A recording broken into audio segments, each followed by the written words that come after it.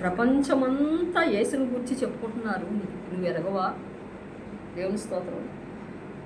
అయితే విను, ఆయన శక్తి కలిగినటువంటి గొప్ప ప్రవక్త.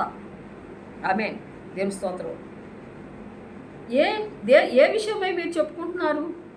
ఎవరి గురించి చెప్పుతున్నారు అని యేసయ్య వారిని అడుగుతారు. అడిగినప్పుడు ఆయన ఈ మాటలు నాకు ఇష్టమైనటువంటి మాటలండి. దేవుని స్తోత్రం. అవి ఏమని వారిని అడిగినప్పుడు వారు నజరేయుడైన యేసును గూర్చిన సంగతులే. ఆయన దేవుని ఎదుటను ప్రజలందరి ఎదుటను, ఆయనంట దేవుని ఎదుటను ప్రజలందరి ఎదుటను క్రియల్లోనూ వాక్యములోనూ శక్తిగల ప్రవక్తే ఉండెను. మన ప్రధాన యాజకులను అధికారులను ఆయనను ఎలాగ మరణశిక్షకు అప్పగించి సిలువ వేసిద్దిరో నీకు తెలియదా? నీకు తెలీదా అని యేసయ్యనే వాళ్ళు క్వశ్చన్ చేస్తున్నారు. చూడండి, దేవుని స్తుతులు వందనాలు చెల్లిస్తున్నాను. వాళ్ళ హృదయ భారంతో, అయ్యో నా యేసయ్యని ఎలా చేశారు.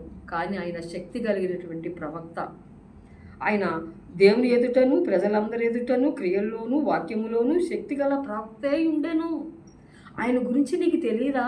ప్రపంచమంతా ఆయన గురించి చెప్పుకుంటున్నారే, నీకు తెలీదా అని వారిద్దరూ కలిసి యేసయ్యని క్వశ్చన్ చేస్తున్నారు.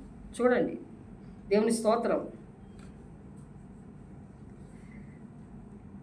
ఆయన దేవుని ఎదుటను ప్రజలందరి ఎదుట క్రియలతోనూ వాక్యములోను శక్తిగల ప్రవక్తే ఉండెను.